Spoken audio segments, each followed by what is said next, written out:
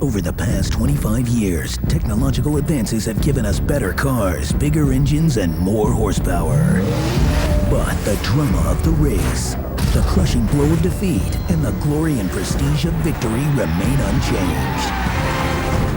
Rich in racing tradition, the Busch Series has seen some of the sport's greatest drivers pass through its ranks. Often seen as a stepping stone to NASCAR's grandest stage, drivers must prove their merit here to reach new heights. With the memories of past champions in the rearview mirror, can the competition catch a dominating former champion? Or will Kevin Harvick once again obtain Busch Racing's greatest glory?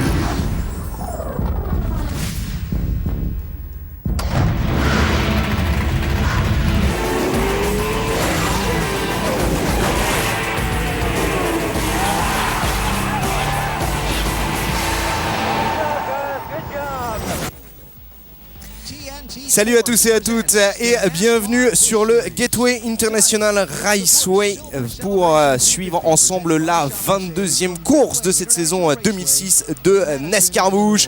Une 22e course qui sera le moyen pour la NASCAR de célébrer les 25 ans de la série ici à Saint-Louis, juste à côté de Saint-Louis. En fait, on est juste à la frontière entre l'Illinois et le Missouri. Alors en fait, on est dans l'Illinois, juste à côté de Madison, mais on dit que c'est l'ovale de Saint-Louis, même si on n'est pas dans le bon état. Enfin bon, vous allez nous expliquer un petit peu plus en détail tout ça. Laurent Frédéric Bollet, LFB, qui bien évidemment est à mes côtés pour vous commenter cette 22e course de la saison. Salut Manu, salut à tous. Vous le savez effectivement, 1982, début de l'ère moderne de la NASCAR Busch.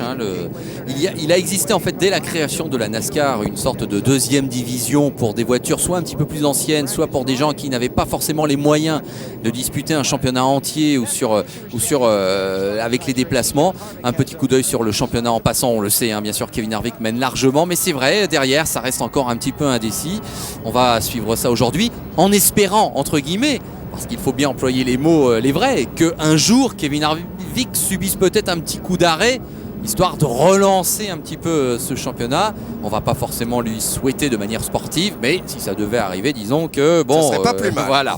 Alors je disais donc qu'il existait depuis les temps héroïques de la NASCAR, depuis le début des années 50, une deuxième division, mais c'est vraiment en 82 alors que l'on découvre la grille de départ. À noter la 5e pole position de la saison de Denny Hamlin, qui est bien évidemment l'homme qui a signé le plus de pôles dans cette saison de 2006 en NASCAR Busch. À ses côtés, Carl Edwards à surveiller. Vous voyez que Kevin Harvick est juste derrière en deuxième ligne. Ouais, Kyle Busch, Paul Menard, c'est du solide aussi. Il y a Steve Wallace quand même, qui nous fait une belle petite prestation. Il faut dire que la famille Wallace est particulièrement motivée pour venir ici parce qu'on s'en souvient.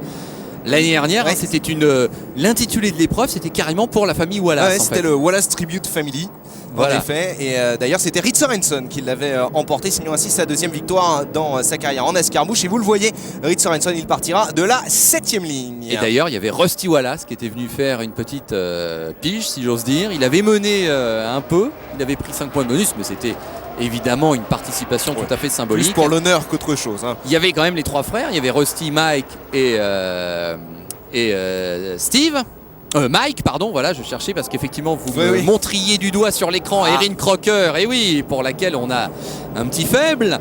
Eh bien, elle est là, c'est vrai que ça nous fait plaisir. Vous avez un petit faible, gardez. Mais j'assume totalement mon petit faible pour Erin Crocker, que je trouve tout à fait charmante, et en plus dotée d'un sacré coup de volant. Et j'aimerais bien qu'elle... Tous les pilotes de la NASCAR ne sont pas forcément de votre avis sur le fameux coup de volant. C'est même un petit peu le problème. Enfin, c'est vrai que Ray Evernham la coach un petit peu. Et c'est quand même un signe aussi qu'elle est sans doute extrêmement talentueuse. Même si c'est vrai que ses débuts en NASCAR sont un petit peu difficiles pour Erin Crocker. Voilà.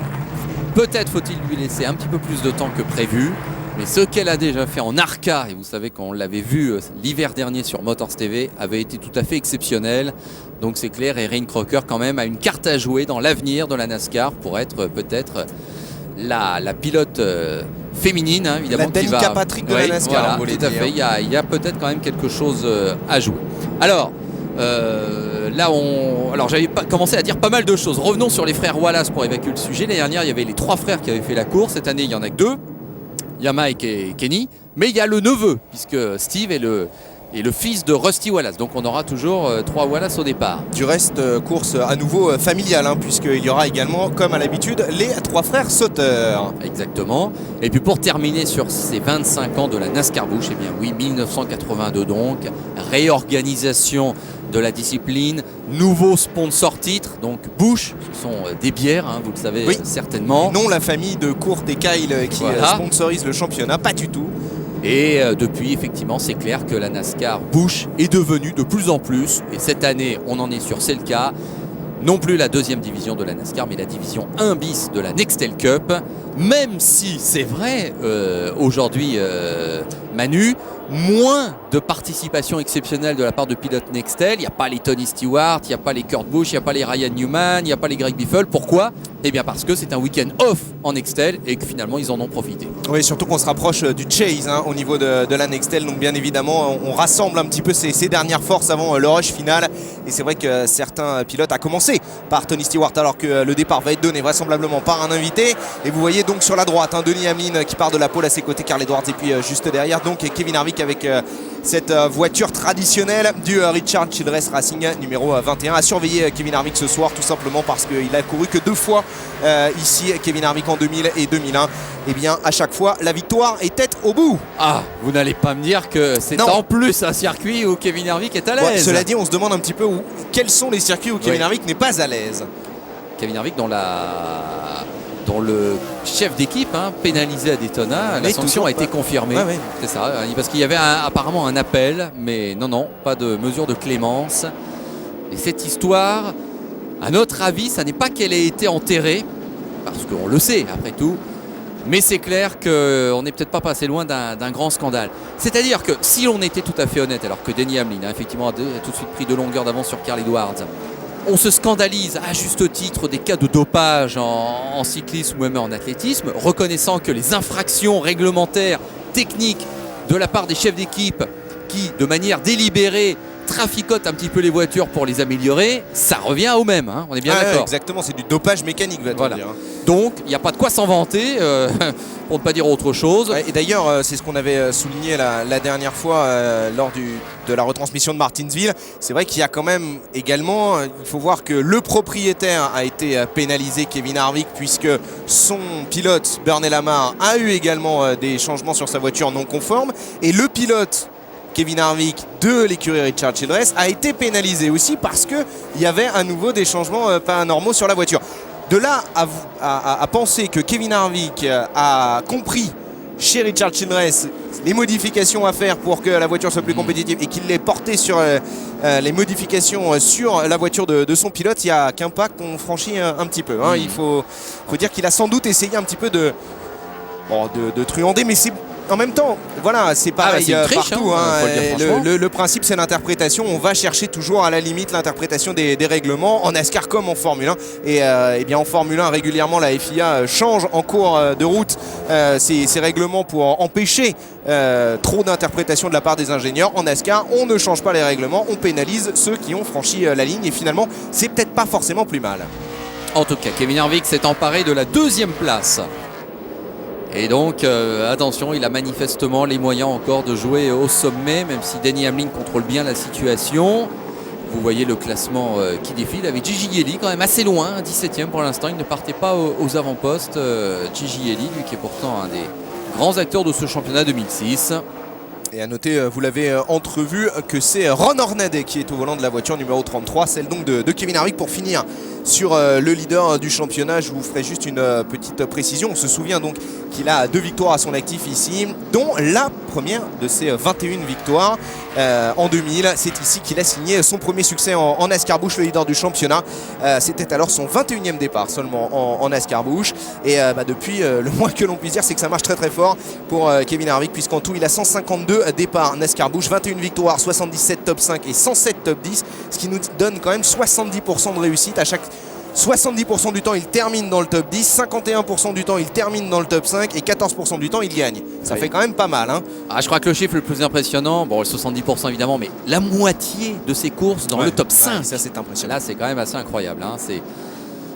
le top 5, c'est l'équivalent du podium en Europe. Donc c'est comme si un pilote de Formule 1, la moitié de ses courses, il était sur le podium. Généralement, ça, quand c'est le cas, il est champion. Ouais. Donc là, c'est des statistiques dignes de Michael Schumacher. Donc c'est dire que Kevin Harvick est quand même effectivement un pilote exceptionnel. D'ailleurs, vous avez vu dans le petit clip de début, on a vu des images de Dale Earnhardt, le père, avec des voitures des années 80.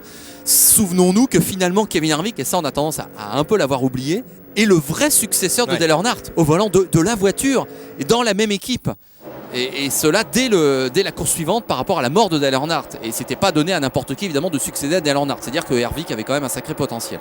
Au niveau du coup de volant, c'est indéniable. Maintenant, ce qui manque sans doute un petit peu à Kevin Harvick, j'aurais tendance à dire, c'est un peu de chaleur humaine sans doute pour qu'il atteigne le statut de star d'un Tony Stewart. Parce que c'est anormal.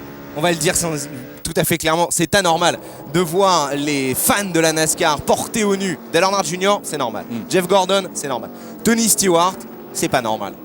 Pourquoi est-ce qu'on porte au nu un Tony Stewart qui n'a pas les résultats d'un Kevin Harvick, qui n'a pas le palmarès d'un Kevin Harvick, plutôt que Kevin Harvick? Oui, sauf qu'il est double champion Nextel. Bien sûr, mais en termes de résultats bruts, on va dire de ratio de performance vraiment, il y a un côté chez Tony Stewart très sympathique, il va au contact de ses fans, c'est le showman, etc. Alors que Harvick, c'est le professionnel pur et dur, un petit peu à la finlandaise, extrêmement froid, professionnel, carré. Mais bon, c'est pas un rigolo, c'est pas lui qui va faire le show. Et finalement, c'est ce que les Américains sans doute les reprochent un petit peu. Ah, mais je vais vous dire, l'élément qui fait la différence, et peut-être l'avez-vous oublié momentanément, mon cher Manu, c'est la participation à Indianapolis. Bien sûr. Évidemment, les Américains savent que Tony Stewart, avant d'aller gagner en NASCAR, a tenté et était sans doute le meilleur pilote aussi en monoplace. C'est vrai. Alors d'accord, il n'a pas gagné Indianapolis, mais c'était un défi américain. Et Dieu seul sait qu'il y en a eu des pilotes étrangers qui ont gagné Indianapolis.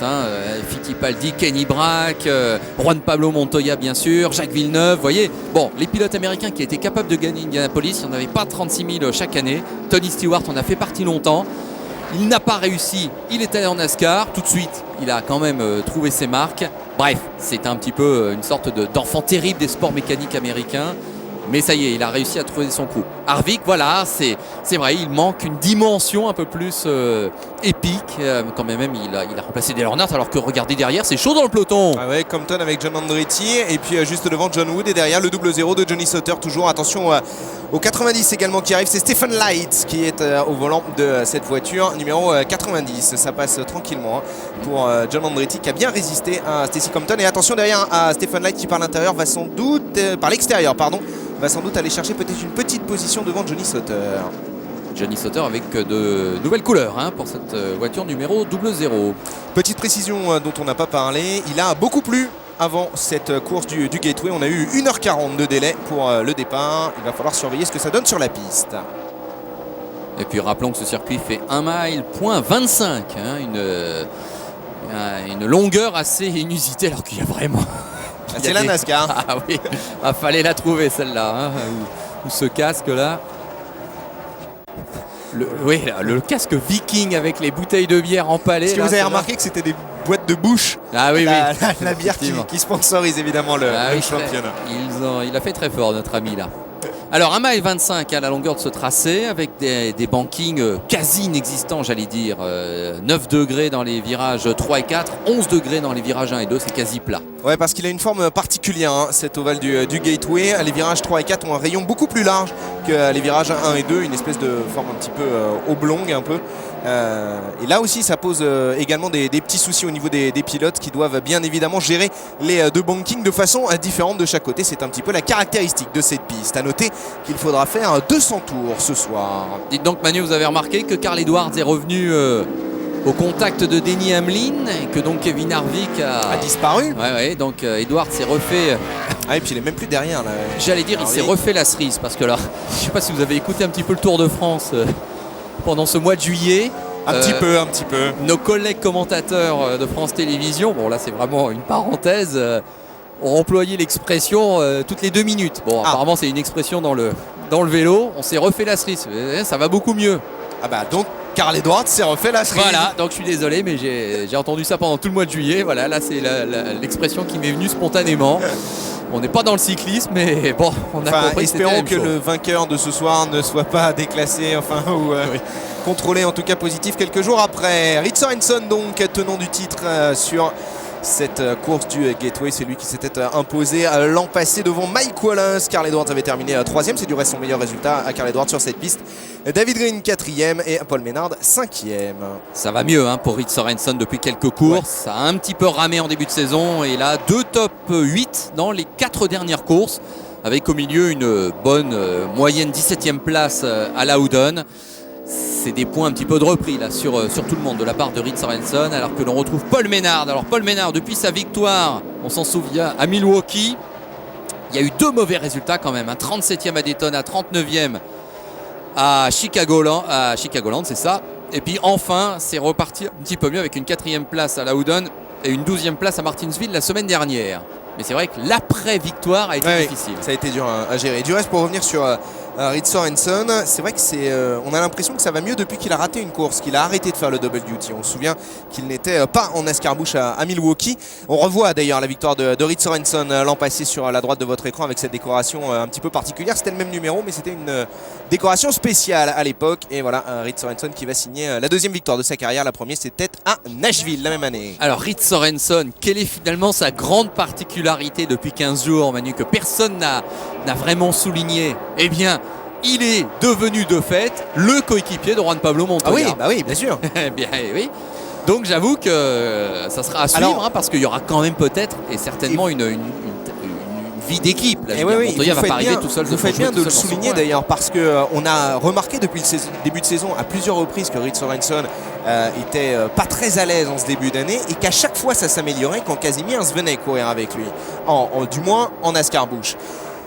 Est-ce que ça voudrait dire que c'est Kazimierz qui le couve un petit peu? Si c'était le cas, je pense pas que Juan Pablo Montoya fasse la même. Loin, s'en faut, c'est pas le style. En tout cas, on suivra cette cohabitation.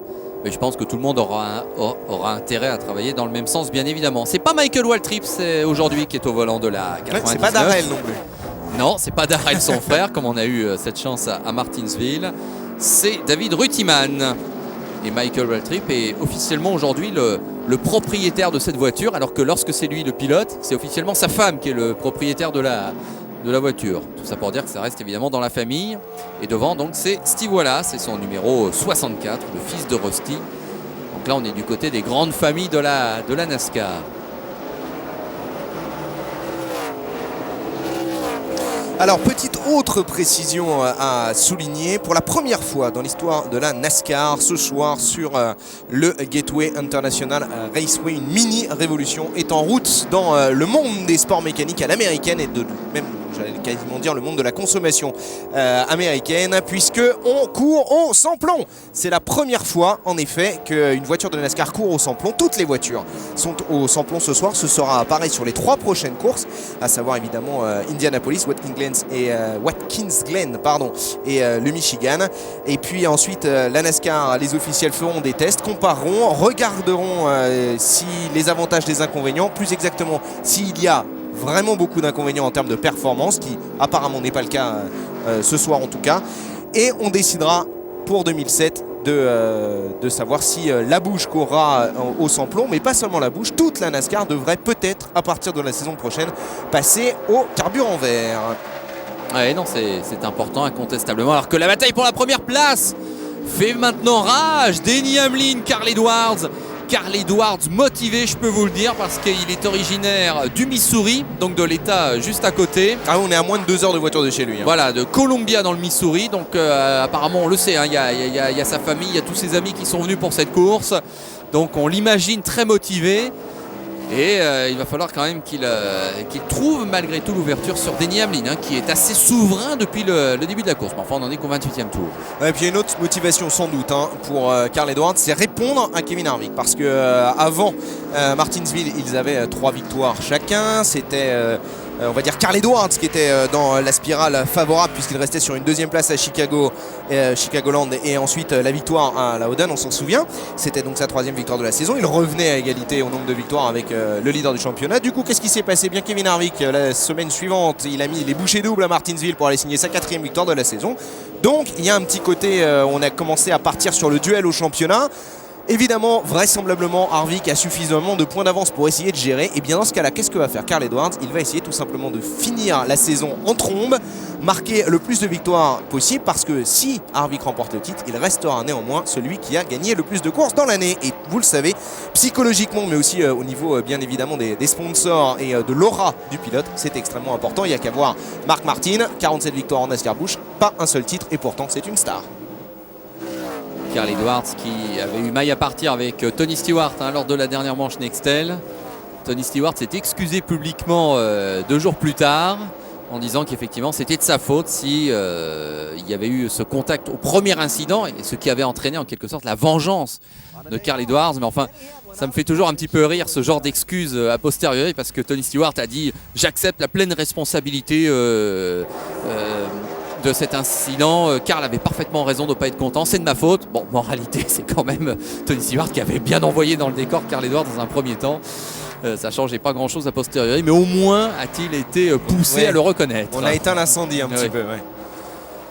Alors, Hamlin toujours devant, Edwards toujours derrière. On est passé au 37e tour maintenant.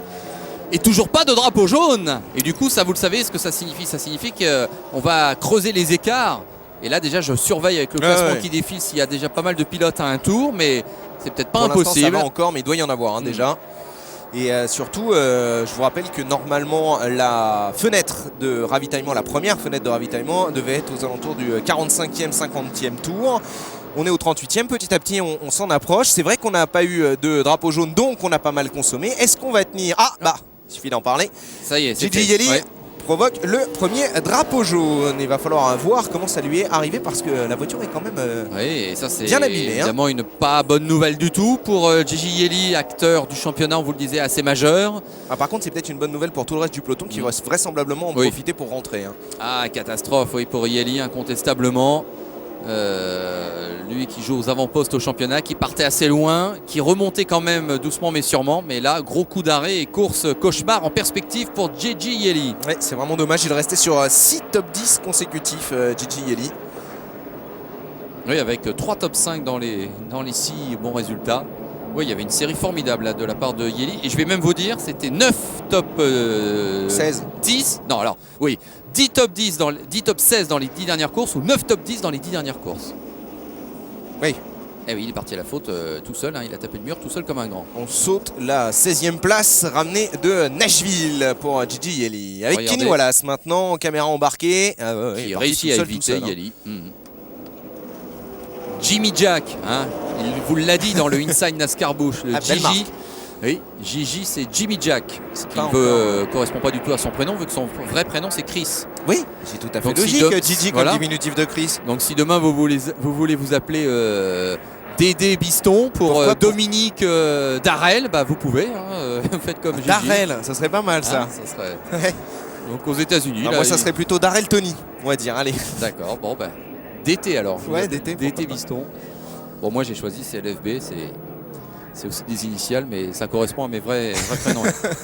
Ah, vous appelez bien Laurent Fred, vous n'avez pas choisi, c'était pas Chris au départ. Non. Retour au stand généralisé, on l'attendait. Alors, est-ce que Edwards va trouver dans la pit lane l'ouverture qu'il n'a pas réussi à trouver en piste? En tout cas, les équipes ont un rôle à jouer, incontestablement. Ah oui.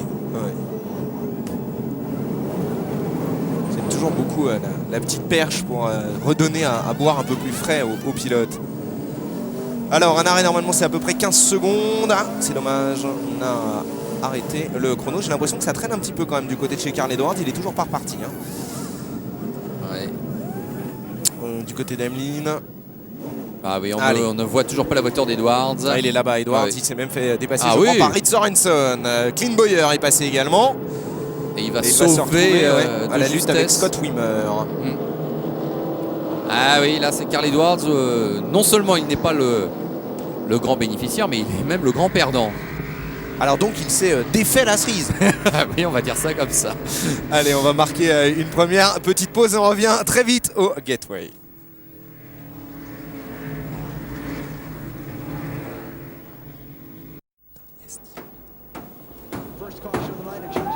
Retour sur le Gateway International Raceway qui accueille ce soir la 22e manche de la saison 2006 de NASCAR Busch. Et vous le voyez du côté de chez Gigi Yeli, eh bien on travaille pour essayer de remettre en état la voiture et essayer de la renvoyer peut-être en piste.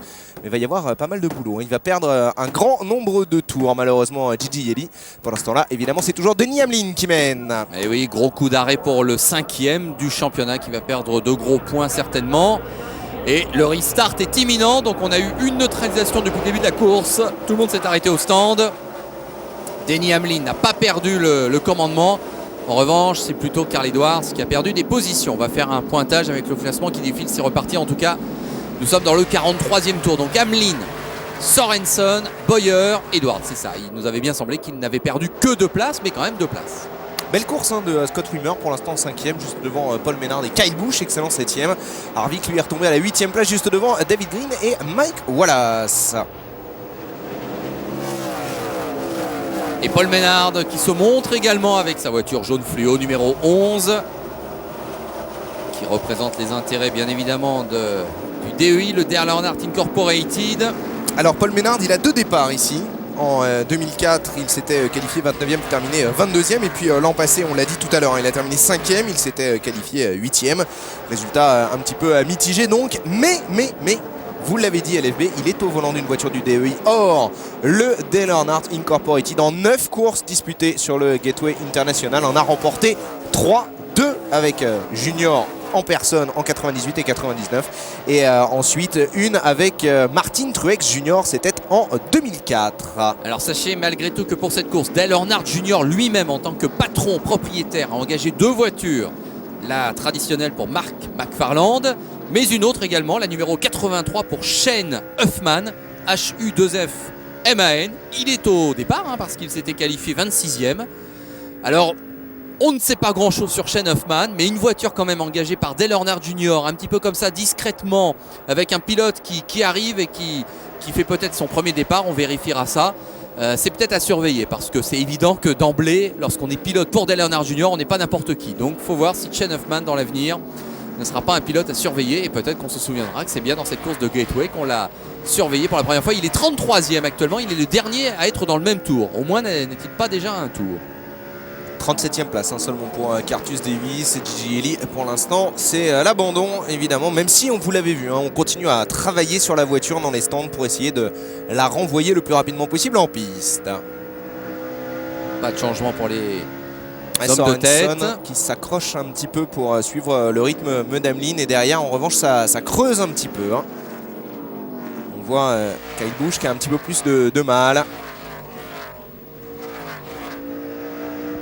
Donc évidemment week-end off pour la Nextel, mais ça n'empêche pas nos amis qui font les 2 championnats en parallèle évidemment d'y replonger. Voilà, les 6. On ne compte plus Reed Sorensen puisqu'il a raté, on vous l'a dit tout à l'heure, une des courses de Busch.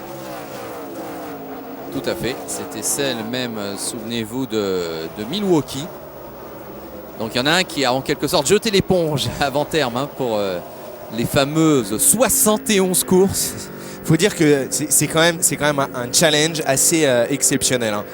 Disputer les 2 et parvenir à faire des résultats dans les 2, pas forcément aller jouer la gagne et le titre, simplement faire des résultats dans les 2, ça fait quand même 35 week-ends, 36 week-ends de prix, même un petit peu plus parce qu'il y a des fois comme ici où la Nextel ne court pas, donc, et puis il y a des fois où c'est la Busch qui ne court pas mais la Nextel court, donc on va dire une 40 week-ends à peu près de courses par an sur 52 week-ends. S'il faut rajouter à ça les essais à côté, les opérations promo, on se demande un petit peu quand est-ce qu'ils ont le temps de se reposer, se concentrer pour être performants en piste. Alors malgré tout, l'autre fois j'en discutais avec notre ami Patrick Lemarié, bien sûr, pilote et consultant sur Motors TV. Il me disait, il faut peut-être nuancer parce que les essais privés en NASCAR, il y en a très très peu en fait, c'est quelques jours, pas plus par an. Et la Formule 1, quand on additionne les Grands Prix, et c'est plutôt 3 jours que 2 jours, les essais privés et les opérations promo, ça fait quand même partie de la panoplie, ça fait quand même beaucoup plus qu'on croit.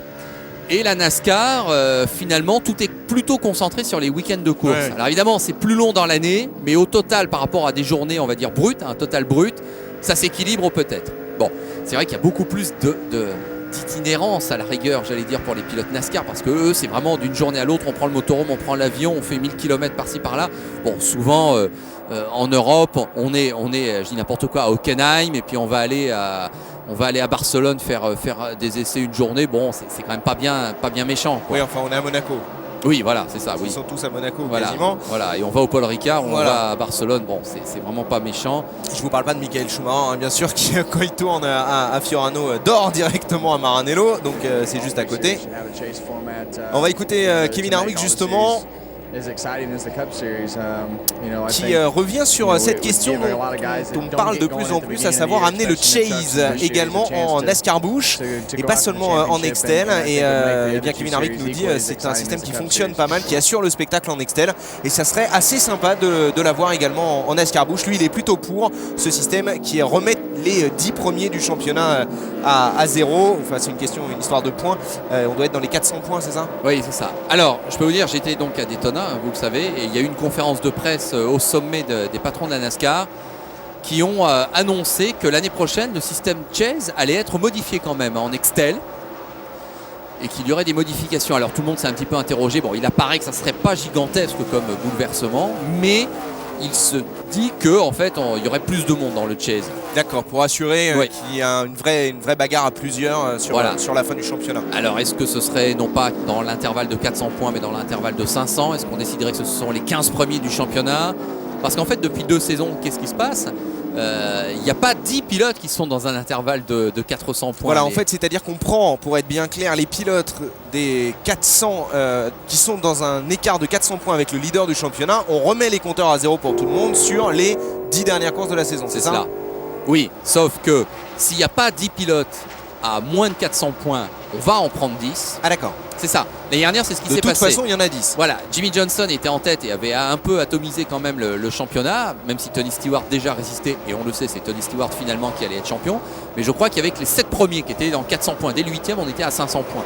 Donc là, on accueille les 10 premiers. Bon, donc ça, on le savait, on va dire.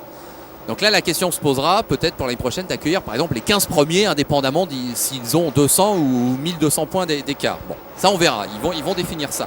Et après, effectivement, on remet les compteurs à zéro, si ce n'est qu'il y a quand même un avantage pour celui qui a terminé premier.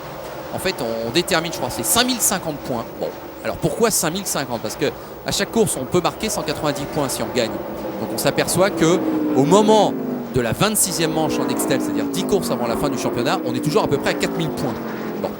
Ça veut dire que si un pilote qui n'est pas dans le Chase arrivait à gagner les 10 dernières courses consécutivement, il ne faudrait pas que son total soit supérieur à celui qu'avait le pilote du Chase. Donc on met 1000 points de plus, 5000 pour le premier, on sait que de toute façon il ne sera pas rejoint.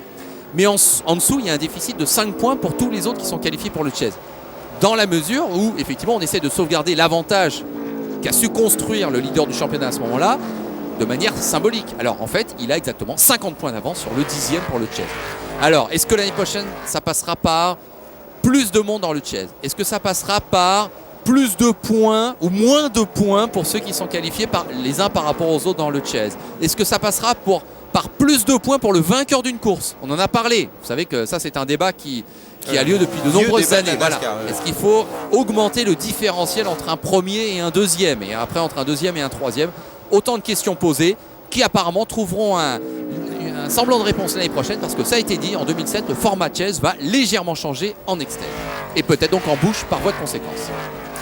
Alors on voyait Reed Sorenson à l'image, c'est vrai en progression constante, il est remonté à la deuxième place maintenant, et on a vu tout à l'heure Johnny Sauter. À noter que c'est vrai qu'il fait une très très belle course, Johnny Sauter, puisque pour l'instant il pointe en 12e position, si c'est toujours le cas derrière Mike. Voilà, c'est toujours le cas, vous le voyez en haut de votre écran, alors qu'il partait 30e, ce qui est quand même déjà pas mal. Et puis dernière petite info importante, on a vu Kevin Harvick signer le meilleur temps au tour, être le plus rapide. Il est peut-être en train de revenir sur la tête de course, il pointe pour l'instant en 6e position, le leader du championnat. Johnny Sauter, 3 top 10 dans les 5 dernières courses, donc excellent résultat pour lui, et il reste sur 2 bonnes places, 6e à Chicagoland et 6e à Loudon et 5e à Martinsville. Donc Johnny Sauter là s'est refait la cerise aussi. On va continuer à employer cette expression cette saison. Ça va être l'expression du jour évidemment, hein. On vous invite www.motorstv.com pour nous dire ce que vous pensez de cette formidable expression, si on doit continuer à l'utiliser ou pas. En tout cas, pour l'instant, j'ai une petite information pour vous. Je sais que c'est important, LFB. Erin Crocker est 30e. Bon, bah c'est pas si mal. C'est pas si mal pour Erin Crocker, alors que David Reutemann, lui, est est 19e, il a perdu 3 places par rapport à sa position de départ. Alors Erin Crocker 30e, elle est partie 21e. Ouais. Bon. C'est un peu moins bien, c'est sûr. Mais bon, laissons-lui La course le est temps. longue, hein, voilà, il reste encore pas mal de tours. On n'est pas encore à mi-course.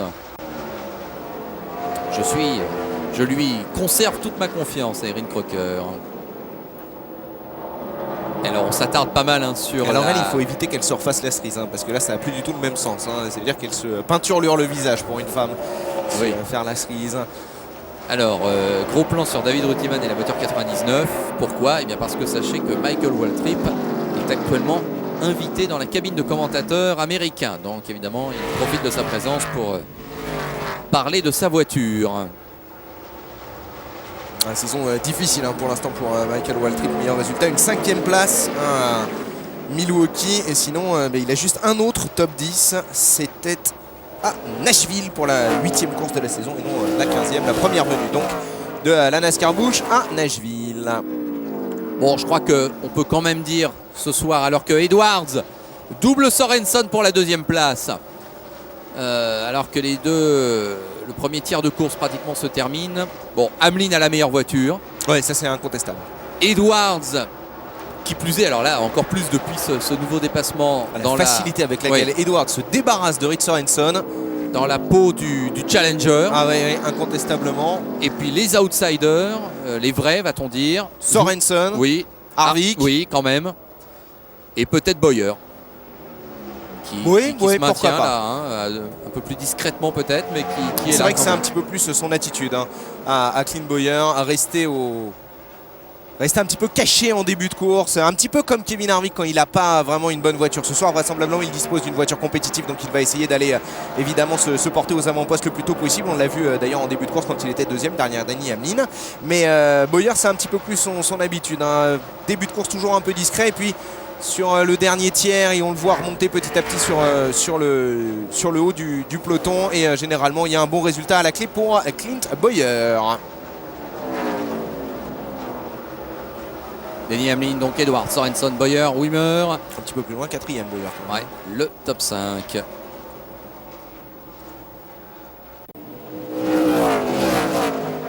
Ouais, pas mal de petits bouts de gomme, de petites marbles comme on les appelle. Ces petites boules de gomme sur le hors trajectoire où il ne faut absolument pas rouler, bien sûr, quelle que soit la discipline dans le sport mécanique, on a ce phénomène, c'est assez logique, c'est l'usure des pneus.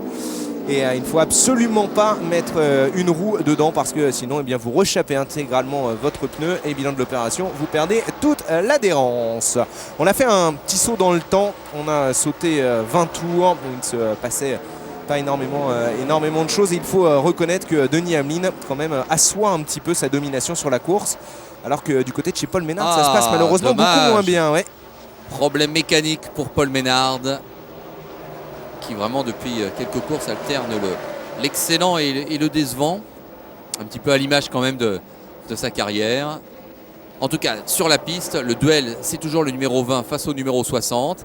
Toujours cet écart faible, mais toujours ce manque d'ouverture finalement en faveur de Carl Edwards, qui pour l'instant n'a pas d'autre chose à faire que de se contenter de suivre Denny Hamlin, qui maintient le cap et qui ouvre la route.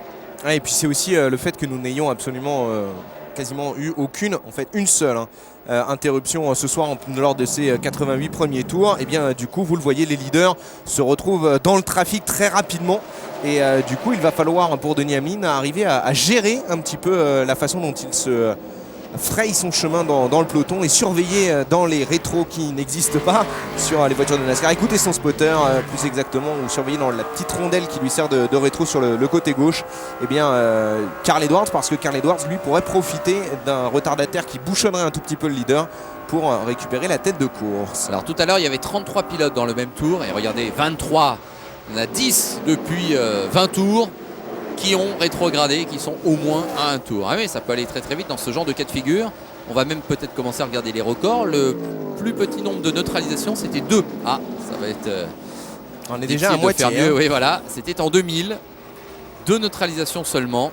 Date à laquelle évidemment Kevin Harvick a signé le record de cette course du Gateway en 2h 8 minutes 39 secondes.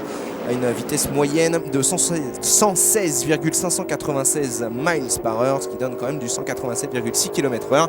Et pour vous donner une idée, sinon, bien sûr, de la vitesse maximale atteinte sur cet ovale du Gateway en termes de temps au tour, le record en qualification, il est détenu depuis la saison passée par Martin Truex Jr. en 135,021 miles par heure. Ça fait du 217,3 km/h quand même, un tour en 33 secondes 328. On ne doit pas en être très très loin d'ailleurs du côté de cette saison. Ouais, la pole de Denny Hamlin était en 134,852 miles par heure, c'est-à-dire un tour en 33 secondes 370, pardon. Pardonnez-moi Manu, mais Steve Wallace a touché le mur. Il va recommencer là. Oui, et ben voilà, exactement. Oui, on l'avait bien senti dériver une nouvelle fois. Alors est-ce que ça va être la deuxième neutralisation? Pour l'instant le drapeau reste vert, mais quand même il est sur la trajectoire plus ou moins. En tout cas il va l'être peut-être dans les virages. J'ai pas l'impression qu'il soit si lent que ça surtout. Oh, bah, attendez, il ne va pas nous faire une troisième escapade dans le mur. Ah, Steve Wallace, c'est un petit peu son problème, hein. Il y a du potentiel, très rapide, mais parfois un peu brouillon quand même, et ça manque un peu de rigueur, si j'ose dire. Ça part un peu dans tous les sens. Bon, bah, retour au stand. Le nom ne suffit pas malheureusement, il faut travailler un petit peu aussi, et je pense que c'est sans doute ce qui lui manque un petit peu du côté de Steve Wallace, tout jeune pilote, 18 ans seulement. C'est vrai que 18 sûr qu'il n'a pas encore déjà l'assurance et la sûreté de Denny Hamlin, hein, qui en une saison à peine s'est déjà imposé au plus haut niveau. Pilote de pointe Nextel, c'est quand même lui qui a remporté la course de Pocono il y a quelques jours seulement. Il avait déjà remporté cette course en juin. S'imposer comme attention, alors que Harvick va doubler Sorensen, s'imposer comme le patron sur un circuit alors qu'on est encore que rookie, c'est quand même pas donné à tout le monde, hein. Denny Hamlin cette année, c'est le cas à Pocono, qui est en plus un des grands circuits américains. Incontestablement la révélation de la saison en Nextel, Denny Hamlin, ça c'est absolument certain. Et oui, Kevin Harvick toujours là bien sûr, avec une place de gagner. Ça va mieux pour Erin Crocker, elle est 25e maintenant. Je vous donne des points assez précis parce que je sais que c'est important. Et vous faites bien, parce que je me sens concerné pour soutenir moralement la carrière naissante de Erin Crocker, qui mérite une attention toute particulière dans ce monde de brut de la NASCAR. Alors si voilà, qu'est-ce qu'il fait? Il est ressorti des stands, voilà. Ça n'a pas duré longtemps, on a juste changé sans doute les pneus. Ou attention, Mike Wallace à côté. Oui, son oncle. Hein. Ouais. Il va y avoir un repas de famille chez les Wallace ce soir. Alors il faut qu'il fasse attention s'il veut manger, Steve.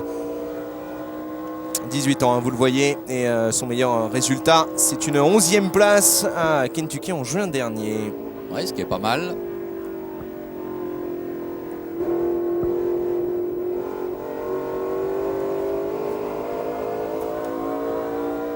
Ça y est, on est pile à mi-course, 100e tour. Et Denny Hamlin qui n'a jamais abandonné le commandement. Impressionnant quand même. Oui. Impressionnant Denny Hamlin ce soir. Impressionnant aussi le team Joe Gibbs, hein, puisque c'est quand même la voiture qui est en tête de la course depuis le début, cette voiture numéro 20. Ah bah Steve Wallace, il avait déjà tapé le mur au 57e tour. Ouais, c'est sa spéciale du soir apparemment. Parce que on l'a vu tout à l'heure, on va faire exactement la même chose. Voilà. Et la même. Puf. Et puf. Non, là c'est le direct, je crois. Pas à tous les tours. Ah, ça veut pas dire qu'il va pas nous en refaire une. Hein. En tout cas, il n'est pas repassé par les stands, vraisemblablement. Si. Et on l'a vu justement après au ralenti, on ressortit les stands là quand son oncle est venu à côté de lui, il ressortait les stands. Ouais, c'est un petit peu enfoncé du côté droit, mais ça aurait pu être pire.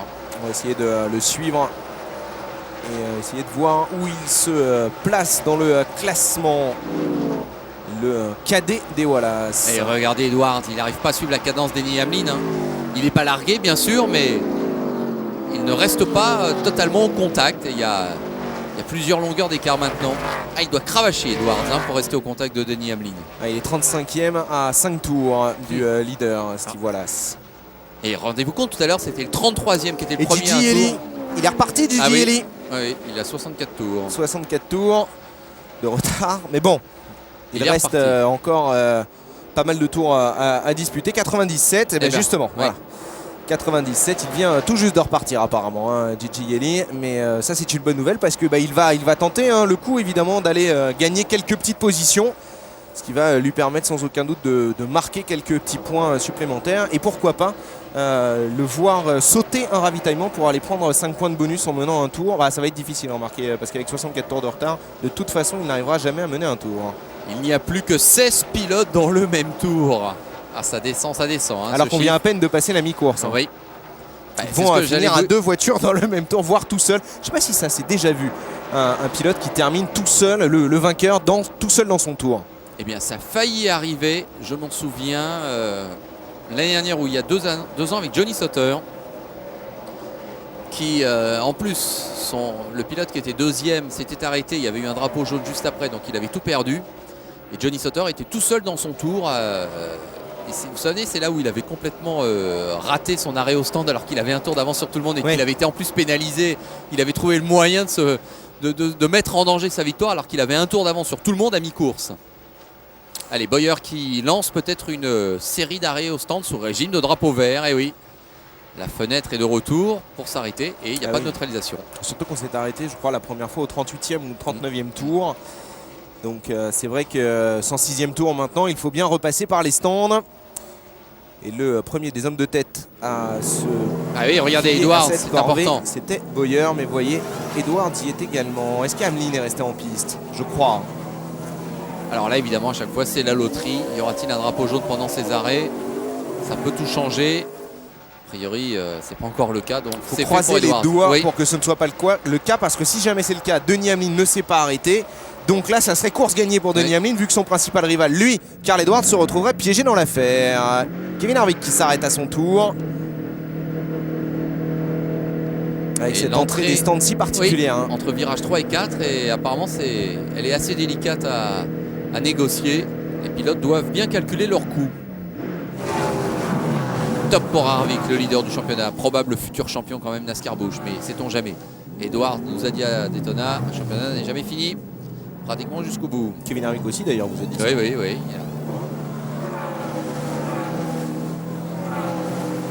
Ouais, ça traîne un petit peu quand même. 16 secondes 2, bon. C'est mieux que Bowyer tout à l'heure. Oui.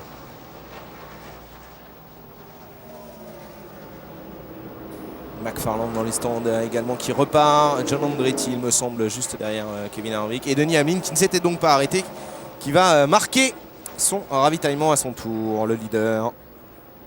Et c'est pour la première fois de la course qu'il va perdre la tête de course, je crois bien. Ah oui, parce que là, comme on est évidemment sous régime de drapeau vert, il y a forcément quelqu'un derrière qui va lui succéder. Et ce devrait être Scott Wimmer, si je ne dis pas de bêtises. On va suivre un peu tout ça.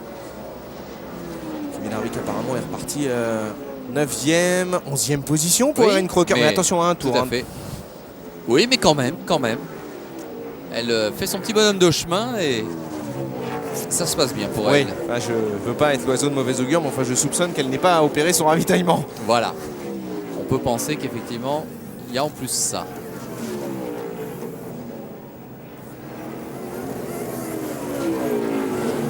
Ah, c'est un peu long là, à l'avant gauche. Catastrophe pour ce mécanicien qui va se sentir coupable, sans aucun doute. Même si c'est peut-être pas de sa faute, mais un écrou était récalcitrant manifestement et ça a coûté plusieurs secondes. Alors ça peut-être remettre une incertitude dans cette course. Juste derrière, je crois. Juste devant. Ouais, il ressort juste devant. Attention, c'est Scott Wimmer qui est devant. Il a failli perdre un tour, Denny Hamlin. Se retrouver à un tour du leader. Voilà, qui ne s'est pas encore arrêté, bien sûr. C'est vrai, mais bon. Kyle Busch repart aussi. Dans le mur. Pour Stephen Light. Bon, alors on va dire la plupart des leaders ont effectué leur arrêt au stand. Ça devrait pas changer grand-chose. Bon, en tout cas, c'est pas une mauvaise nouvelle. Sauf pour Erin Crocker, bien sûr. Ah oui. Tous ceux qui n'avaient pas encore effectué leur arrêt, là, ils vont pouvoir le faire plus tranquillement. Parce qu'évidemment, ils auront plus de temps, là, la course étant neutralisée. Deuxième neutralisation en tout cas. Voilà, on égale le record. On ne pourra pas le battre. J'ai l'impression, si, ça bouge à l'intérieur de la voiture. Il va avoir du mal à sortir quand même. Oui, coincé qu'il est dans le mur. Alors, Il y a Scott Wimmer. oui, Scott Wimmer. Et alors La leader qui doit en profiter pour rentrer au stand, je présume. Ou qui va ressortir vraisemblablement. Oui, c'est ça. Alors ça, je sais pas s'il va pas être pénalisé pour ça, parce qu'en fait, du coup, il n'a pas voulu rentrer dans les stands parce qu'il a vu qu'on était rentré sous un système de régime de drapeau jaune. Et donc, il valait mieux qu'il refasse un tour en tête et ensuite rentrer dans les stands sous drapeau jaune, alors que les stands sont ouverts, sinon il aurait été pénalisé. Mais je suis pas vraiment sûr qu'une fois qu'on soit engagé dans la ligne, dans la voie d'entrée, on ait le droit de ressortir comme ça. Allez, on marque une petite pause et on revient très vite à Gateway pour la suite de cette 22e manche de la saison. Restez avec nous. Back at Gateway International Raceway St. Louis, a place that has a pretty neat little stat going. Drivers win races here and go on to win the series championship at the end of the season. It's happened 4 times in 9 years by some pretty big names. You saw Dale Earnhardt Jr. twice, Kevin Harvick a couple of times, Greg Biffle, 2002. And then a year ago, 2 years ago, I beg your pardon, Martin Truex Jr. won this race, went on to win the series championship. The home of... Oui, retour sur le Gateway International Raceway après l'accident de Stephen Light pour la suite bien sûr de cette 22e course de la saison 2006 de NASCAR Busch. Et on a vu des petites informations assez intéressantes à l'FB. En effet, souvent le vainqueur du Gateway remporte le titre en fin d'année. Ça a été le cas de Dale Earnhardt Jr. en 98-99, Kevin Harvick en 2001, Greg Biffle en 2002 et Martin Truex Jr. en 2004. Alors est-ce que ça voudrait dire que Denny Hamlin va remporter le titre cette année? Ça serait quand même un peu difficile. Bon, cela dit, il faut tempérer bien évidemment les statistiques. L'année dernière, Rich Sorenson a remporté, s'est imposé au Gateway et n'a pas remporté le titre. Mais bon. Alors ces images qu'on a vues quand même de réflexion aussi, on s'est aperçu que Dale Earnhardt Jr. portait bien le même numéro que son père lorsqu'il est venu en Busch remporter ses 2 titres consécutifs en 98-99. Donc là c'était vraiment l'identification familiale à fond. Et puis que le sponsor était déjà là, ce sponsor qui est ensuite devenu celui de Kevin Harvick et qui est maintenant celui de Clint Bowyer. Comme quoi ce sont aussi des opérations sur plusieurs années, beaucoup de fidélité dans le milieu de la NASCAR avec des noms célèbres qui le demeurent à tout jamais et des sponsors qui ne veulent absolument pas quitter leur exposition que leur offre la NASCAR, qui est maintenant véritablement le 2e sport le plus populaire aux États-Unis, derrière sans aucun doute le baseball. Ouais, le football. C'est le baseball ou le football américain? C'est le football américain, d'accord. Oui, c'est vrai qu'en le disant, avec je me disais si je ne me trompais pas de sport. Le fameux Super Bowl, bien sûr, qui c'est ça, oui, tout le temps. C'est le football américain, tout à fait, vous avez raison. Les plus grandes audiences télévisuelles lors du Super Bowl. Alors, Edwards a pris le commandement, dites donc. Eh oui, mais alors là... Oui, parce qu'on parlait de Denny Hamlin tout à l'heure, il y a un instant, mais c'est vrai qu'on se souvient que Denny Hamlin s'est un petit peu loupé sur son ravitaillement. Et c'est vrai que même s'il semble vraiment avoir la voiture dominatrice, absolument ce soir, je vous rappelle qu'il a mené plus des 100 premiers tours, 111 tours, je crois, avant son premier arrêt, avant son 2e arrêt, il n'avait pas perdu la tête de course. Maintenant, c'est le cas en effet, Carl Edwards est passé en tête. Ah, voilà qui est intéressant, et vous avez vu cette... Ils ont dû se faufiler dans le trafic, là c'était quand même très impressionnant. 8 victoires dans la carrière de Carl Edwards et enfin donc la possibilité pour lui de prendre le pouvoir. Et on va voir s'il a les moyens de faire comme Denny Hamlin tout à l'heure, à savoir de parfaitement contrôler la situation, de toujours garder un minimum d'écart entre lui et son plus dangereux rival. Mais maintenant on en est clair, le duel, car c'est un duel, oppose Edwards à Hamlin pour la victoire de cette course. Même si je resterai peut-être comme tout à l'heure lors de nos premiers pronostics à conserver une petite pièce sur Clint Bowyer, qui est toujours extrêmement performant sur les fins de course. Il est 7e pour l'instant, Bowyer. En revanche, Harvick lui est retombé à la 9e place. Allez, pas mal d'actions là, c'est vrai que c'est reparti sur les chapeaux de roue avec eh bien, et oui, regardez Denny Hamlin tout de suite à l'attaque sur Carl Edwards. Ça n'a pas traîné peut-être. Oh là là là là, ils ont failli s'accrocher là. Et puis des deux côtés pour Edwards, à gauche il y a Hamlin, à droite il y a ce concurrent, c'est Stacey Compton. Et attention à la vague. Et oui, mais Hamlin a les moyens de reprendre le commandement, j'ai l'impression. Il va être bloqué de toute façon, Carl Edwards. Ah oui, bon, Hamlin, je peux vous dire, est le plus fort ce soir. Ah oui, incontestablement. Oh là là, c'est pas fini. Un superbe duel. Et maintenant, c'est évidemment Denny Hamlin qui va être bloqué par Stacey Compton, le retardataire devant lui. Et vous voyez, on vous l'avait dit, attention, il n'y a pas eu beaucoup de neutralisation. Donc forcément, au moment de dépasser les retardataires, de prendre des tours, eh bien ça va être extrêmement chaud pour le leader. C'est exactement ce qui se passe. Ah non, mais là c'est Carl beau, Edwards hein. s'est fait bloquer, Denny Hamlin en a profité et sur la seconde suivante, eh bien Carl Edwards a essayé de faire de même, mais Denny Hamlin a résisté. Et attention à Scott Wimmer, Oui. qui est en train de revenir lui aussi, il est troisième, hein, Scott Wimmer pour l'instant. Eh oui, parce que là finalement c'est pas un duel, ce sont les 3 premiers de la course Ouais, qui attention. s'expliquent. Et là non, mais superbe passe d'armes, hein. Franchement là, un coup on va à droite, à gauche, on se protège, on essaie de casser l'aspiration.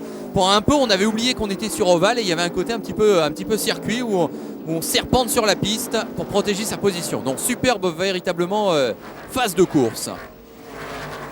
Et oui, et Wimmer qui est l'invité surprise quand même, hein, de cette hiérarchie. Mais Hamlin qui a repris le pouvoir. Ça, c'est quand même l'info principale. Et ça n'a pas mis beaucoup de temps, hein, pour Hamlin pour récupérer le pouvoir. C'est quand même l'homme à battre ce soir. Oh là là, on s'est touché. Petit contact, petit bump entre Edwards et Hamlin. Faudrait pas que ça dégénère quand même. Ouais, attention à Wimmer derrière qui pourrait tirer les marrons du feu. Bon, c'est clair, Edwards envoie un message clair à Hamlin. Je me battrai jusqu'au bout, hein. J'entends bien résister, j'entends pas te laisser la vie facile.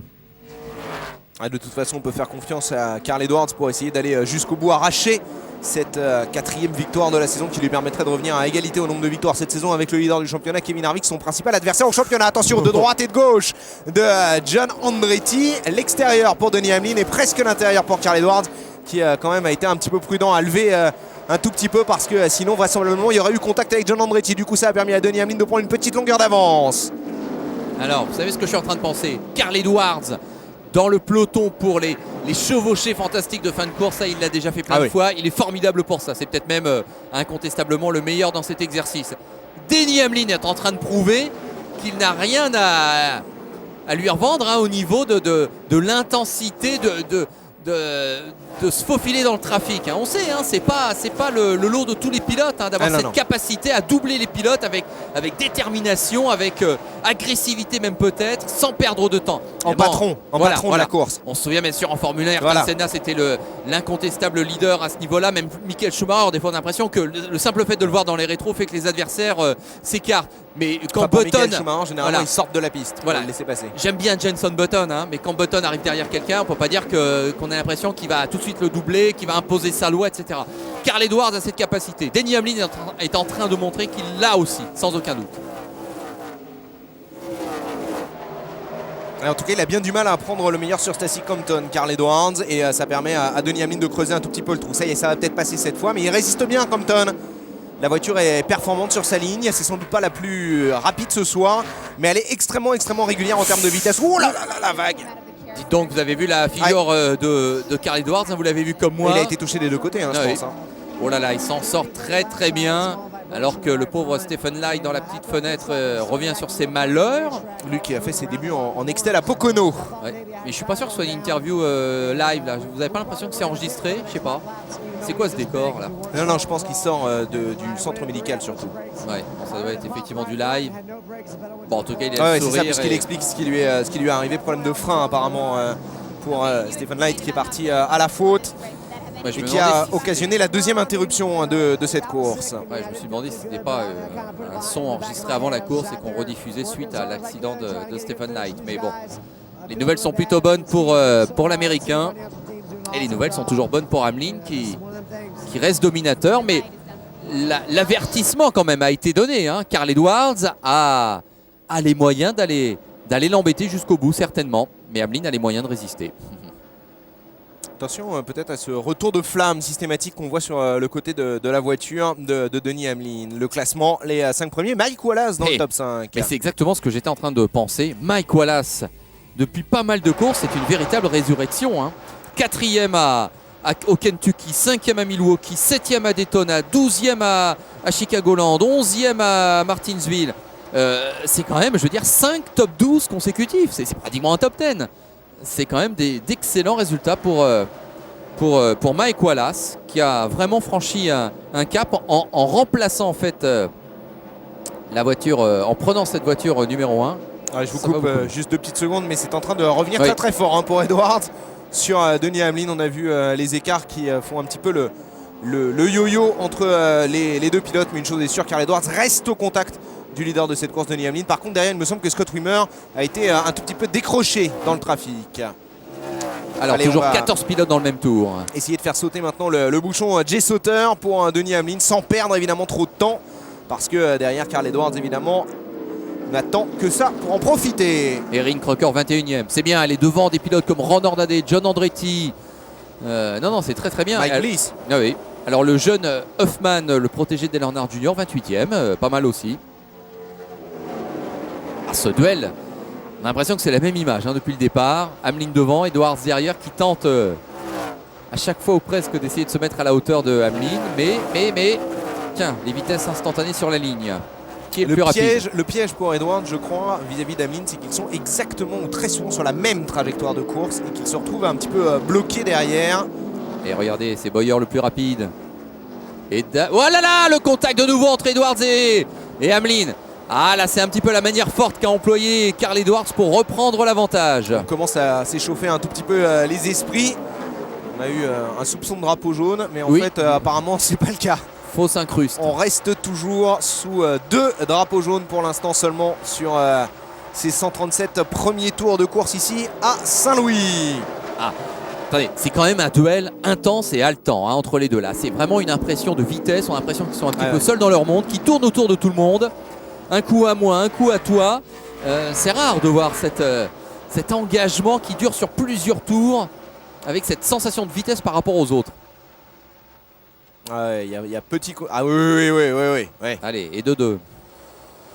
Bon, il a été un petit peu que, franchement quand même Carl Edwards pour prendre la tête de cette course. Mais enfin attention, il reste encore 62 tours à parcourir. Et vraisemblablement, je pense que Denny Hamlin n'a pas dit son dernier mot. Et il pourrait bien faire la même chose. Voici Carl Edwards, bien évidemment, qui a un Nouveau grand rôle à leader. jouer aujourd'hui, c'est évident.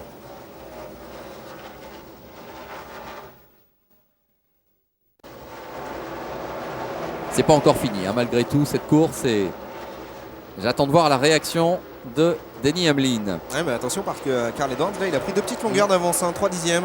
C'est vrai. Et Bowyer, revenu y est. en 3ème position, on l'a pas vu le dépassement de Clint Bowyer sur Scott Wimmer. Mais vous voyez, Bowyer, à mon avis, reste également dans le coup. Il va falloir le surveiller également, le pilote de la deuxième de la voiture numéro 2. Harvick et Sorensen qui sont rentrés un petit peu dans le rang, 9e et 10e. Alors la place reste encore relativement flatteuse. Simplement, ils sont à 23 secondes de Carl Edwards maintenant. Ce qui fait que peut-être, ce serait quand même un événement, Kevin Harvick à surveiller s'il ne serait pas rétrogradé à un tour, si ça continue comme ça.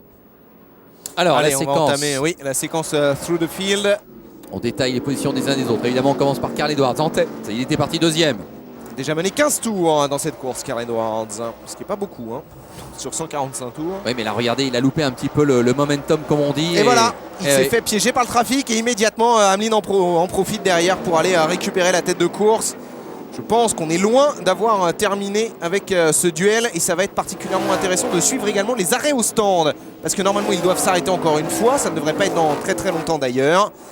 Et je pense peut-être une trentaine de tours et je pense que ça va être sans doute quelque chose d'intéressant à suivre, sauf bien sûr à ce que nous ayons avant ça un nouveau drapeau jaune. Allez, Carl Edwards qui va peut-être essayer d'aller rechercher la tête de course et attention derrière à la bagarre entre Johnny Sauter et Clint Bowyer. Belle Ils sont pas dans le même tour. Oui, voilà, c'est ça le problème parce que vous avez vu devant, il y avait encore une tentative de Edwards à l'intérieur. Ça, c'est les limites évidemment de cette séquence.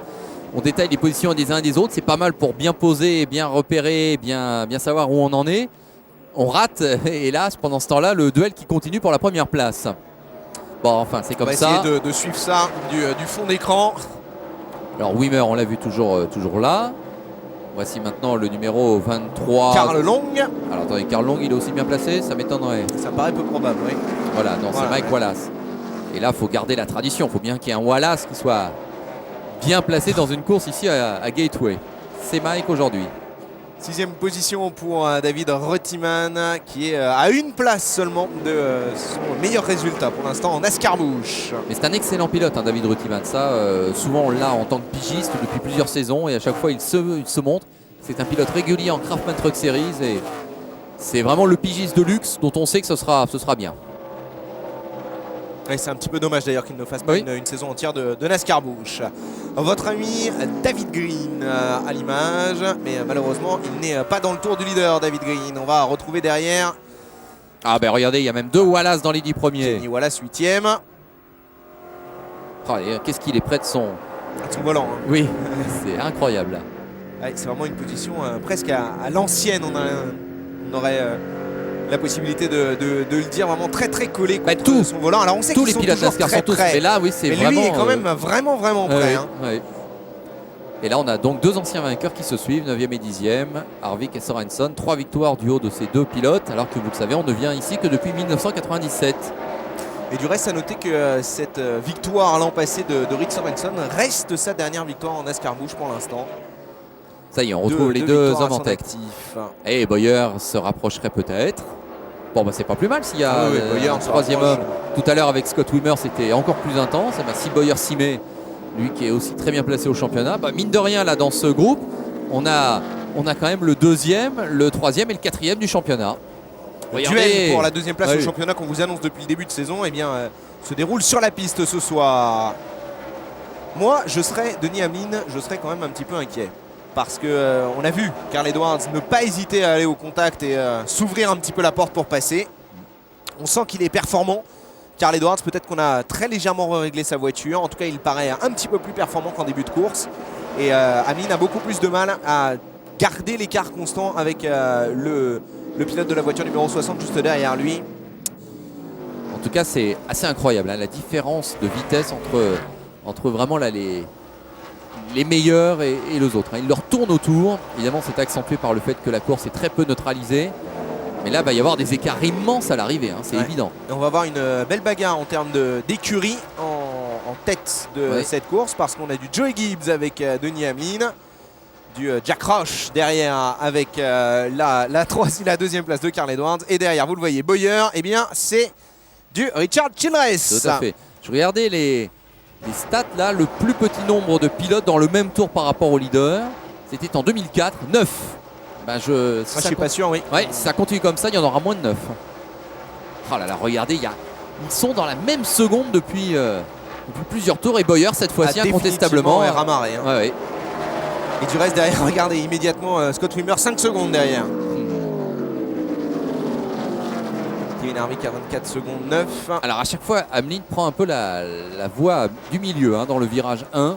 On va la revoir, ce duel entre Denis Hamlin et Carl Edwards. Là, c'est la prise de pouvoir, je crois, de Carl Edwards. Oui, mais ça n'a pas dû durer longtemps parce que c'est un ralenti qu'on voit en quelque sorte. Et voilà, juste après, c'est Denis Hamlin qui rend. J'ai cru qu'il allait y avoir un petit bump. Non, mais ça s'est joué au millimètre pour déboîter. Ah oui, non, c'est vraiment un coup à moi, un coup à toi. Et c'est vraiment une course très intense, quoi. Vraiment, là, les spectateurs se regardent parce qu'en vrai, ça doit être formidable de voir ce duel-là, arbitré par Bowyer. Il y a vraiment un engagement de chaque seconde. Ce qui est amusant aussi à noter, hein, LFB, c'est que ces 3 pilotes en pleine bagarre, dans 3 dixièmes, ont encore un ravitaillement à faire. Il faut le noter parce que sans doute, la victoire va-t-elle peut-être se jouer là. Celui qui va se louper dans ce ravitaillement risque de le payer très très cher. Harvick à 25 secondes, Sorensen pareil, Busch 32, 33, et oui, 12 pilotes seulement maintenant dans le même tour. Ouais. Encore Belle 3 14e place, mine de rien pour Todd Fullever. Et 16e, Bernal Lamar, on fait un petit point sur les rookies. Eric Crocker 20e. C'est bien, c'est vraiment bien. Et surtout, je vais vous dire, ce qui est bien, c'est qu'on a disputé 158 tours et qu'on ne l'a pas vue. Oui. Ce qui signifie qu'elle n'a rien fait de mal, parce que sinon, je peux vous le garantir sur facture, elle est suffisamment sous investigation, va-t-on dire, de la part des officiels de la NASCAR, que la télé aurait bondi, la réalisation aurait bondi sur le moindre accrochage concernant Erin Crocker. Bon, Hamlin là, qui a bien repris la première place, qui a repris un petit peu ses aises par rapport à Edwards, lequel est en sandwich finalement entre lui, Denny Hamlin et Clint Bowyer derrière. Allez, on va dire que là il y a une petite pause peut-être, hein, dans l'intensité de la lutte. Et un petit peu desserrer la garde. Oui. Autant pour moi tout à l'heure quand j'ai dit que David Green n'était pas dans le tour du leader. Il est dans le tour de leader, il est à une excellente 7e place. Votre héros, quasiment, n'ayons pas peur, idole, David Green. Oui, oh. Oh si, quand même un petit peu. Non. Ah bon. D'où c'est que vous sortez ça? Du fait que systématiquement vous prenez des informations sur David Green. Ah oui, pas parce que c'est un glorieux ancien champion et une sorte de conscience morale même de la NASCAR Busch. telle qu'elle a pu être il y a une quinzaine d'années. Là, c'est vrai que c'est l'archétype du pilote de bouche. Oui, c'est ça. Qui connaît toutes les ficelles du métier, qui a le regard du sage par rapport à cette discipline, qui a déjà été champion, à qui on ne demandera pas forcément d'excellents résultats tout le temps, mais qui Du quand reste, même fait a pas de une mauvaise beaux saison, restes. hein, Ouais. Quand il le faut, il est là.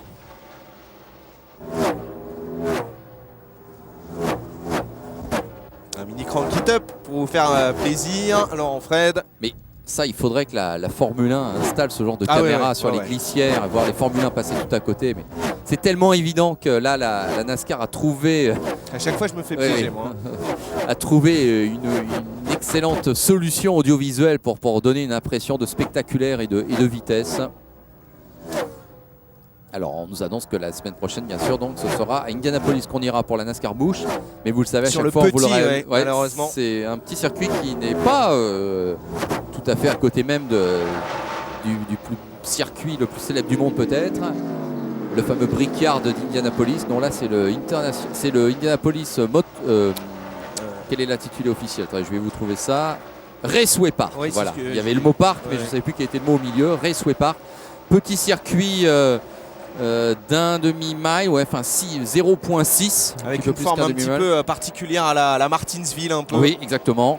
Et c'est vrai que c'est pas toujours le circuit le plus spectaculaire ou les courses les plus spectaculaires, mais bon, ça fait partie du calendrier et on approche mine de rien de la fin de saison et donc les résultats deviennent importants et il y a de l'enjeu. Donc il ne faut pas rater ce rendez-vous. Ça sera lundi prochain parce que c'est en nocturne, donc pas de direct samedi prochain. Mais lundi donc, le lundi 6 août, si je ne m'abuse, c'est bien cela, à 21h50 sur Motors TV. Manu et moi, on vous commentera cette course d'Indianapolis. Alors que Carl Edwards reprend le commandement. Et puis Hamlin Attention, peut-être. Ça y est, c'est reparti. Hein. Il y a eu un petit peu de... On s'est un petit peu observé. Voilà, 2-3 on a minutes. relâché un petit peu la garde, comme on disait. Et voilà, Hamlin qui récupère son bien. Ah, dis Bon. donc, en deux virages seulement, on a échangé de leader.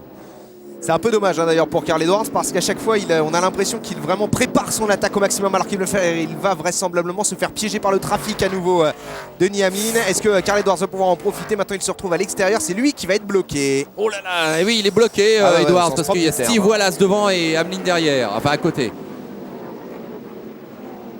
Ah non, Et on va revenir sur Carl Long maintenant, je crois. vraiment le sentiment là d'ouvrir la piste comme à coup de machette dans la jungle. Hein. C'est vraiment poussez-vous, écartez-vous, on passe au milieu de tout le monde. C'est incroyable là, comme impression. Et ils font le ménage. Justin Dierks avec ce numéro 70, mais qui a quasiment la même couleur de voiture que Carl Long, d'où la petite confusion tout à l'heure.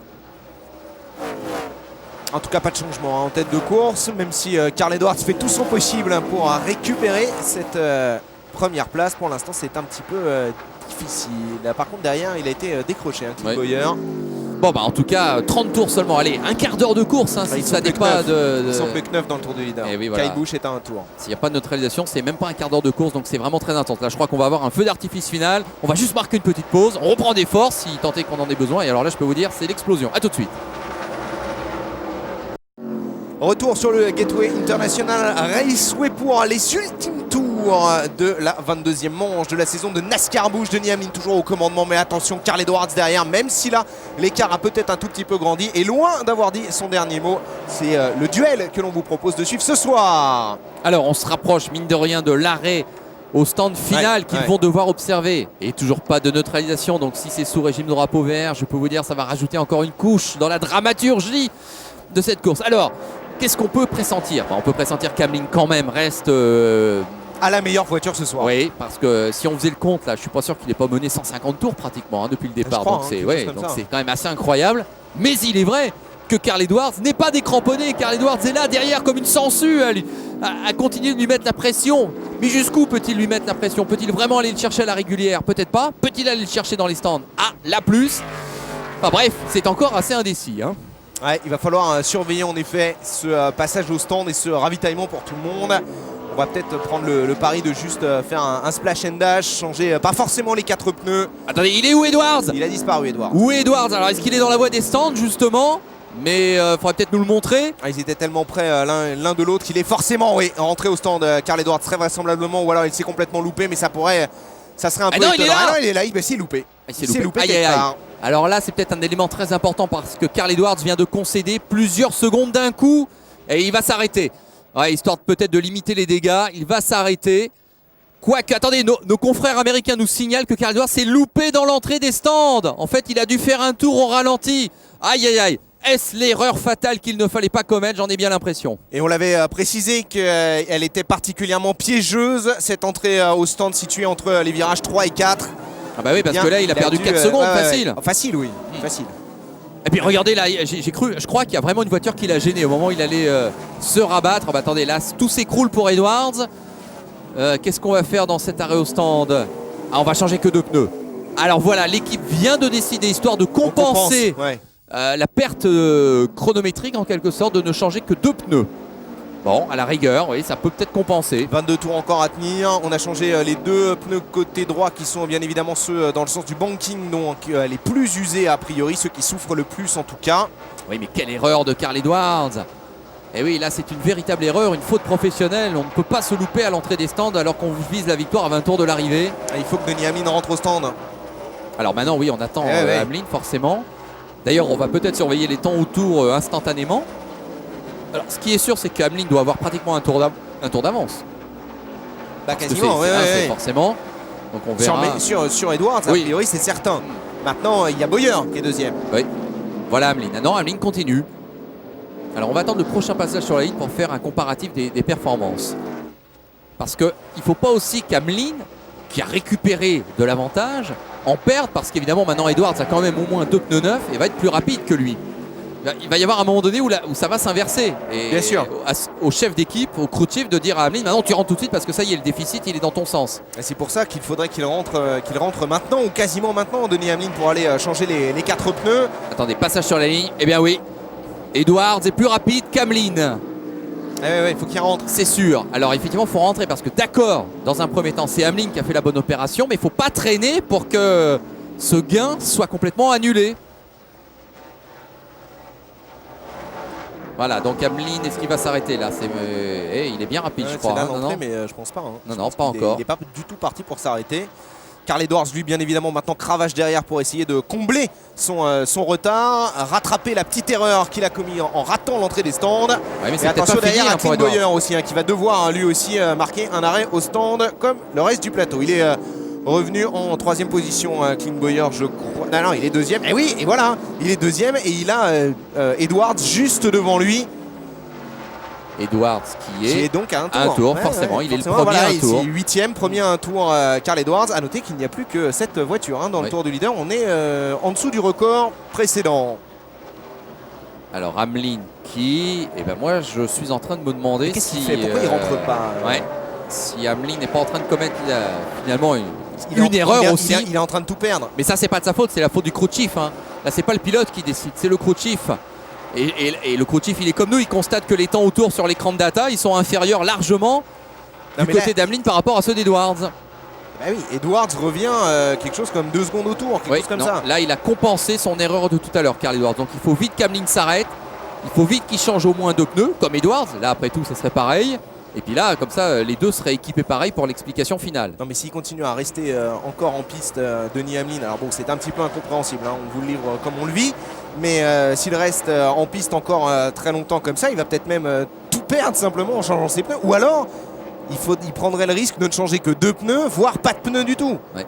Alors déjà, ce qui risque de se passer, alors que David Rutiman bien sûr s'arrête, c'est de voir Edwards se dédoubler, revenir dans le même tour par rapport éventuellement à Hamlin, parce qu'il est le premier à un tour. Mais il faut voir si Edwards ne revient pas sur Hamlin, parce qu'on ne connaît pas l'écart. Je trouve l'écart, il est de 33 secondes, sachant que 30 secondes, c'est pratiquement un tour. On va voir ça. Chez Kevin Harvick qui se sont arrêtés également. Et il repart, Kevin Harvick, alors que Kyle Busch lui marque son arrêt au stand. Bon, Harvick, je crois que sa philosophie ce soir, c'est prendre des points, comme toujours, jouer placé. Jouer placé dans le top 10, tranquille, ne pas perdre trop de points sur Edwards ou Hamlin. Allez, on est à 16 tours de l'arrivée. Clint Bowyer qui rentre à son tour, ça paraît logique, je comprends vraiment pas la stratégie du ou alors côté de la voiture il retarde son arrêt pour éventuellement bénéficier d'une neutralisation. et d'assurer en Ah quelque oui. sorte le truc. Donc peut-être qu'il y a là aussi C'est risqué. à partir du moment où les adversaires s'arrêtent. Et peut-être qu'il n'a pas besoin de s'arrêter. Peut-être qu'il a assez d'essence pour aller au bout. On n'est pas. Alors là, c'est encore une troisième solution. On n'est pas sur la passerelle du crew chief. Peut-être qu'ils ont fait le calcul. Peut-être que la voiture est tellement performante qu'ils ont géré un petit peu la consommation et qu'ils vont essayer d'aller au bout comme ça. Ouais, ça m'étonne. Hein, parce que Moi si aussi. Edward s'arrête, si Bowyer s'arrête. Tout le monde tiens, regardez. s'arrête. Bah, c'est ça. Il Edward va se dédoubler. Il reprend son tour qu'il a de retard. Bon, alors. Donc maintenant, il est à 30 secondes, Oui. à peu près 33 Voilà. secondes, on On va résume. dire, de Denis Hamlin. Regardez. Est-ce que Hamlin. Non, il peut pas aller le chercher. Hamlin. Non, mais Hamlin, il faut qu'il s'arrête parce Ouais, que là, faut qu'il c'est clair. s'arrête, C'est c'est évident. clair, Il c'est est clair. beaucoup moins rapide qu'Edwards. Le fait qu'Edwards soit revenu les dépasser veut bien dire qu'Edwards Et est puis plus regardez rapide. la facilité avec Oui. laquelle il creuse. Il y a encore 15 tours à tenir. Il a largement le temps de faire le tour entier et de venir rechercher Denis Hamlin si la différence de vitesse entre les deux reste à ce niveau-là, quoi. Et comme c'est pratiquement un tour que l'on perd à chaque arrêt, bah forcément, là, la situation, elle est de nouveau très très tendue. Je vais vous dire que ça doit commencer à devenir quand même extrêmement juste du côté de Denis Hamlin au niveau de la tenue des pneus parce qu'on le voit systématiquement en virage qui prend une valise. Ça y est. Allez, enfin. Il s'arrête, on a compris. Allez, je pense qu'on va mettre que 2 pneus parce qu'on va faire comme Edwards. 4, ça serait trop long. Non, c'est pas possible. 0, ça tiendrait pas jusqu'au bout, donc 2. Et puis on espère qu'il va repartir au même niveau. Et puis voilà quoi. Ça y est, là on a la clé de la course. Ouais, ce duel, on va le vivre. Il va être absolument magnifique. Le moment M. L'instant I. Ben oui, l'instant I, parce que c'est le jour J, donc pourquoi on dit l'instant T? Non, c'est l'instant I. Le moment M. C'est maintenant que ça se joue. Ah, comme elle semble longue, hein, cette. Mais elle est longue. Cette voie des stands. Puisque je vous rappelle on rentre au milieu du virage 3, entre les virages 3 et 4. Oh là là, on change pas les pneus. Ça n'est qu'un splash and dash. Alors évidemment, c'est impossible. Ça dure moins longtemps, mais maintenant, oh là là, comment va-t-il pouvoir tenir 13 tours? Non, là, je pense que c'est une énorme erreur stratégique qui vient d'être exécutée sous nos yeux. Ouais, c'est une deuxième erreur stratégique, je vais vous dire. Parce la première, c'était de pas rentrer Ouais. immédiatement quand Edwards a raté limite l'arrêt. A raté son entrée au stand. C'est là qu'il fallait s'arrêter. Il l'a pas fait. Et derrière, il change pas les pneus alors que juste avant de rentrer, on l'a vu, c'est visible. Il n'a plus de gomme, c'est certain. Il est quasiment en travers dans tous les virages. Il est posé. Donc, ça va être extrêmement difficile. Alors bien sûr, ça n'a pas duré longtemps, donc il repart avec pas mal d'avance. Denis Hamlin. Mais voilà, avec des mauvais pneus. Je vois pas comment Denis Hamlin. Regardez, Carl Edwards, il est déjà là. Ouais, alors là, je peux vous dire, on va vivre 12 derniers tours absolument exceptionnels parce que là, il y a une véritable incertitude. Parce que là, on a vraiment 2 cas de figure très précis. Mais, ah oui, là, je peux pas m'empêcher de penser que Hamlin a raté le coche. Moi, je suis optimiste pour Edwards maintenant parce qu'on le sait en NASCAR, ça trompe jamais quand on a des gommes neuves en quelque sorte. Ça fait une différence énorme, surtout lorsqu'il y a Carl Edwards au volant, hein, parce que là, c'est vraiment sa spécialité. Bon, surveillons quand même les écarts. Ouais, ça serait pas inintéressant de nous passer les...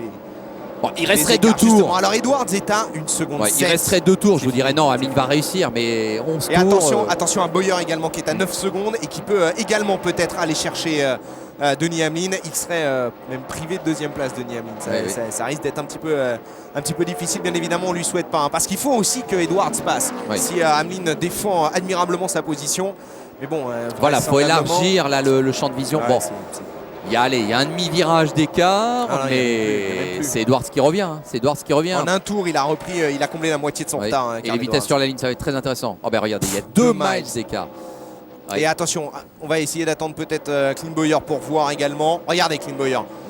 Oui. 4 miles. Oui. 4 miles,3 d'écart avec Denis Hamlin. Je pense que même la 2e place de Denis Hamlin est compromise. Oui, je ne vois pas comment Denis Hamlin, à 10 tours de l'arrivée, peut se dire je vais gagner. Il a mené 168 des 190 tours.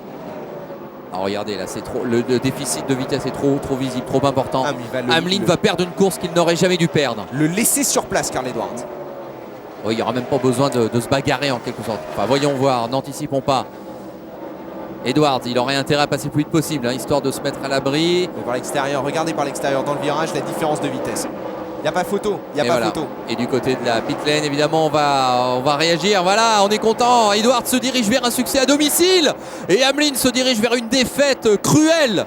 Mais hélas, il y a quand même aussi une question de feeling mécanique, de stratégie, de tactique, de sensation de course. Et là, l'équipe d'Hamlin s'est loupée. On ne peut pas dire autre chose. Ah non, c'est exactement ça. C'est exactement ça. Et je peux vous dire que ça va être forcément la soupe à la grimace. Parce qu'incontestablement, la voiture de Denis Hamlin était la plus performante ce soir. C'était la voiture pour aller gagner. Il a mené le plus grand nombre de tours ce soir. Il aura de toute façon les 5 points de bonus pour ça. Mais il fait une telle mauvaise opération. Lui qui a déjà terminé 4 fois deuxième cette saison, qui court après sa première victoire de l'année. Il la tenait cette victoire et lui et son équipe l'ont, allez, on va lâcher le mot, bêtement perdu. Edwards qui perd 5 secondes en un tour, qui fait un tour pratiquement au ralenti, qui au moment de braquer est gêné par une voiture. Ça c'est un cadeau du ciel alors qu'on est déjà en tête. Il faut effectivement s'arrêter. Allez, 2-3 tours plus tard, histoire de voir qu'évidemment les pneus, 2 pneus neufs, ça va plus vite que 4 pneus anciens. On met 2 pneus neufs pour égaliser avec l'adversaire. Et puis, puis on résiste, évidemment. Alors on dit ça, on a l'impression qu'on sait tout de la NASCAR Busch et qu'on pourrait être crew chief demain. Bon, peut-être pas, mais c'est vrai que là, ça semble un peu incroyable de ne pas avoir profité de cette erreur. C'est vrai, à la base, il y a une erreur d'Edwards, mais maintenant, elle se transforme en... Encore une fois, peut-être que mais bon, je comprends pas cet arrêt au 13e tour à ce moment-là. J'allais dire, peut-être que le crew chief de Denny Hamlin pensait qu'il pourrait aller au bout, Denny Hamlin, sans repasser par les stands. Apparemment, ça n'a pas été le cas. Mais en tout cas, on s'en est rapidement rendu compte que ça n'a pas été le cas et il fallait l'arrêter immédiatement. Alors après, évidemment, c'est une solution de défiance. On ne change pas les pneus pour perdre le moins de temps possible dans les stands, mais ne changeant pas les pneus, évidemment, on se pénalise encore plus pour donc c'était un cercle vicieux. Et puis attention, on se souvient que Martin Truex Jr. avait joué à ça la saison passée plusieurs fois. Certes, ça lui a pas empêché de remporter le titre, mais combien de pneus crevés il a eu à chaque fois qu'il a pris le parti de ne pas changer les pneus en rentrant au stand. Moi, ce qui m'inquiète, je vais vous dire, c'est qu'il reste 5 tours encore à courir et qu'il n'est pas impossible qu'on voit Denny Hamlin partir dans le mur sur crevaison. Et alors là, ce serait terrible. Vous avez vu que David Green a opposé quand même une farouche résistance au leader, qui lui prenait quand même un tour. Donc attention, hein, chez le clan Edwards, on doit quand même un petit peu être tendu. Parce qu'il faut continuer de se faufiler dans le trafic, il ne faut pas relâcher la pression. Et il y a une très belle victoire en perspective. Alors les points au championnat seraient les suivants. Bon, évidemment, ça revient un petit peu plus pour Edwards. Il y avait 348 d'écart avant cette course, donc ça fait une trentaine de points de gagnés, 35. Et on va faire un petit point sur le classement à 4 tours de l'arrivée. Edwards, donc solide leader et a priori c'est bon pour lui pour la gagne. Attention, il n'y a plus que 2 secondes 6 entre Clint Bowyer 3e et Denny Hamlin. Et je cherche Kevin Harvick dans le classement. Il est passé 6e. Il est le dernier à être dans le même tour. D'accord. Et finalement 6e, c'est pas mal. Que 6 au final. Là, et une nouvelle fois Harvick. Harvick 6e. Tout à l'heure, on le voyait plutôt 9e, 10e. Non, finalement c'est bien 6e, aux portes du top 5. Il faut voir jusqu'à quel point même il ne pourrait pas gagner une place supplémentaire. Il reste 4 tours. Alors Hamlin et Bowyer, ça serait cette bagarre maintenant qu'il faudrait suivre dans l'idéal, parce que Carl Edwards, je ne vois pas ce qui peut le priver de victoire maintenant à 3 tours de l'arrivée. Il y a du trafic, donc il faut voir. Oui, un accident, enfin une neutralisation maintenant. Mais s'il y avait une neutralisation, on aurait un green white checker. Il ne pourrait pas repasser par les stands de toute façon. Non, donc il repartirait sans oui, pneu, oui, mais au moins serait-il derrière, allez savoir. Oui, sous la menace de Clint Bowyer. Aussi. Allez, 2 tours. Dans 1 minute 20, ça sera terminé de cette course. Remarquez, sous la menace de Clint Bowyer, il n'y a plus qu'une seconde 8 entre les deux. À 3 tours, 2 tours maintenant de l'arrivée. Et ouais, ce que j'allais dire, il ne faudrait pas non plus qu'il accélère trop, Carl Edwards, parce qu'il va prendre un tour à Kevin Harvick quand même. Hein. Ils vont finir à 5 dans le même tour. Ah, ce serait une image symbolique assez forte. Erin Crocker en 19e position, mais à 3 tours, juste devant Ron Hornaday et Ogi Vidovic. Ron Hornaday sur la voiture de Kevin Harvick, c'est quand même un excellent résultat de la part d'Erin Crocker que de devancer. Regardez John Andretti à 4 tours, Mike Wallace à 5 tours. Il y a eu un problème pour Mike Wallace parce que tout à l'heure c'était beaucoup mieux. Steve Wallace à 7 tours. Oui, les Wallace là qui se sont un petit peu écroulés. Paul Menard à 18 tours. Il est reparti quand même, Paul Menard, mais à 18 tours. Gigi Yeli aussi est reparti. Et finalement, il est 37e. Gigi Yeli, il a bien fait de repartir. C'est déjà ça. Allez, on est dans le dernier tour. Et là, on va célébrer la 4e victoire cette saison de Carl Edwards, qui aura eu finalement comme grand mérite de ne jamais abdiquer face à Denny Hamlin, de toujours croire en ses chances et de pousser peut-être jusqu'au bout cette équipe complète de Joe Gibbs et aller savoir si ça n'a pas joué aussi, si ça n'a pas pesé. En tout cas, formidable champion qui de nouveau remporte une course. Carl Edwards l'emporte et derrière, regardez Hamlin Bowyer. On s'est accroché et c'est Bowyer. C'est Bowyer pour quelques millièmes de seconde certainement. Ah là là, terrible désillusion pour Denny Hamlin. Ça c'est vrai. Là, il va y avoir bien mauvaise ambiance dans cette équipe. Parce que là, on tombe vraiment de très haut. On ne parvient même pas à sauver la 2e place. Bon, la bonne nouvelle, j'allais dire entre guillemets pour Denny Hamlin, c'est qu'il va quand même marquer plus de points que Clint Bowyer devant lui, puisqu'il a lui 10 points de bonus pour avoir mené un tour et mené le plus grand nombre de tours, alors que Bowyer, lui, n'a pas mené de tour. Donc il marquera simplement 170 points contre 175, 165 plus 10 pour la troisième place, plus 10 de bonus. Donc il marquera quand même 175 points. Carl Edwards, lui, évidemment, marque 185 points, les 180 points de la victoire, plus 5 points pour avoir mené sur cette fin de course au moins un tour. Bah là, je peux vous dire, il y a une ambiance de folie parce que c'est l'enfant du pays qui gagne. Hein. Si c'est pas un Wallace, c'est Carl Edwards le plus proche d'endosser ce rôle. Alors, le backflip. Ah oui, là, on va y avoir droit, ça, bien sûr. Et là, c'est vraiment devant tous ses amis, toute sa famille. C'est vraiment une victoire qui doit... Je pense qu'il va encore nous afficher un de ses sourires formidables. Regardez comme il est content, Carl Edwards. Attention, écartez-vous derrière. Toujours le petit coup d'œil pour voir si la place est disponible. Mais ils sont rodés, les mécaniciens de Carl Edwards maintenant. Mais quelle belle course, hein. Moi j'avoue que j'ai adoré parce que il y a vraiment eu un duel là au sommet. C'était très intense, c'était relativement propre finalement. Il y a eu juste le bump de Edwards, mais c'est la pas de confirmation quoi de crier au aussi scandale. de deux futures immenses stars de la NASCAR, c'est évident. Entre Denny Hamlin, révélation de cette saison 2006 en Nextel, et Carl Edwards, révélation de la saison 2005 en Nextel, tout comme en bouche. Où est-ce que je vais, vient-il de demander. Alors Victory Lane, Oui, c'est par là. Voilà, oui, c'est sûr que là il a la tête un peu ivre de joie. Ah oui, non, regardez, là il est dans un état second.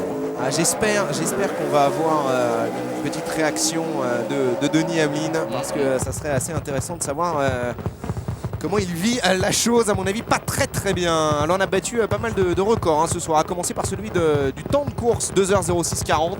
C'est évidemment le nouveau record, puisque vous en souvenez, je vous en ai parlé tout à l'heure, le précédent était 2h08.39. Et 6 pilotes seulement dans le même tour, le précédent record c'était 9. Et puis les 83 derniers tours, c'est vrai, en drapeau vert. Donc on égale également le record du plus petit nombre de neutralisation, 2.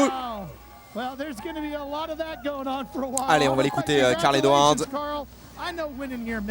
Bien sûr, pour vous, ça signifie beaucoup, hein, gagner ici. Je peux même pas vous dire. Really got us there, wheel hopping into the pits, and he made a great call. Et merci à mon équipe. On est revenu au stand au bon moment. C'est vraiment la plus belle victoire de ma carrière. Gagner ici, c'est énorme. Et Denny Hamlin, c'est un super pilote. C'est vrai qu'une fois, je l'ai un peu tapé, mais bon, allez, ça s'est bien passé. Ça a été une course super sympa entre nous deux. Je crois que vraiment on a apprécié. C'est ça, moi aussi. Carl Edwards là-dessus, à chaque fois, il est vraiment exceptionnel. Il se bagarre en piste comme un chiffonnier avec un pilote. Et les premiers mots qu'il dit en sortant de la voiture, ou quasiment, c'est quel pilote, quelle belle bagarre. Oui, bien sûr, quelle belle bagarre on a eu ensemble, c'était vraiment marrant. C'est vraiment un mental.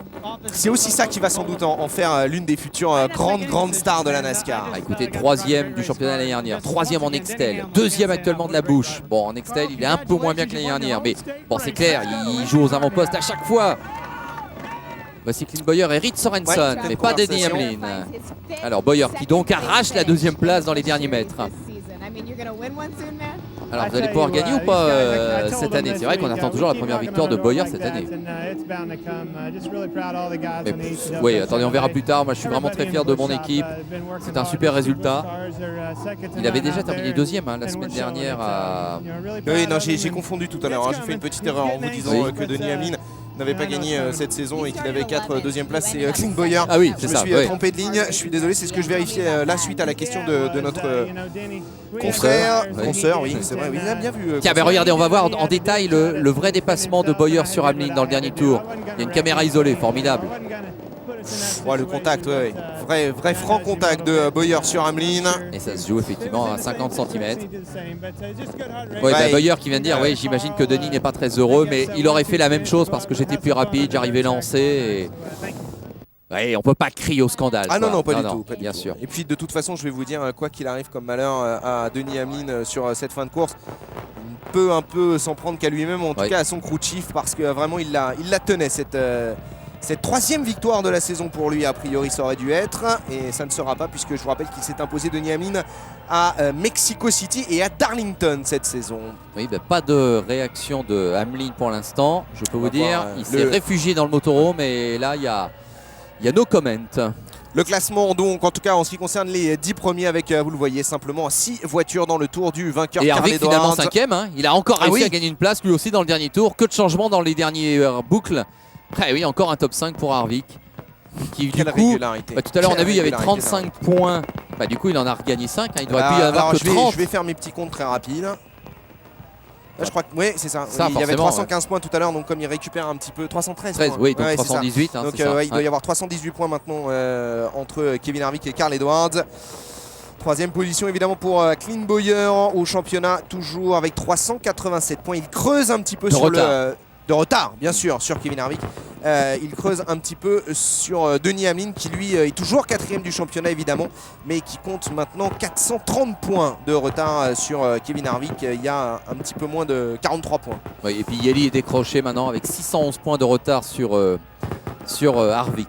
À noter que l'absence de Biffle ce soir lui coûte 2 places au championnat. Il retombe à la 8e place, quasiment à 1000 points de Kevin Harvick. 927 pour être précis. Il se fait dépasser au championnat par Kyle Busch et Paul Menard, qui sont désormais respectivement 7e et 6e. Bon, et bien si toutes les courses pouvaient être comme ça, avec vraiment une bagarre formidable entre deux pilotes, on se plaindrait pas. On verra la semaine prochaine si après tout ce ne serait pas encore le cas. Ce sera donc à Indianapolis et cette course sera à suivre lundi soir donc à partir de 21h50. Allez, on va se remettre un petit peu de nos émotions, mais c'est vrai qu'on a vraiment bien vibré. Merci Manu, merci à tous. Salut à tous. Allez, Merci LFB. rendez-vous donc à la semaine prochaine. Au revoir. In the Busch Series race next Saturday night from IRP. For Michael Waltrip, Ralph Shaheen, and Lindsey Zodiac, Alan Bestwick, so long from St. Louis, Carl Edwards wins.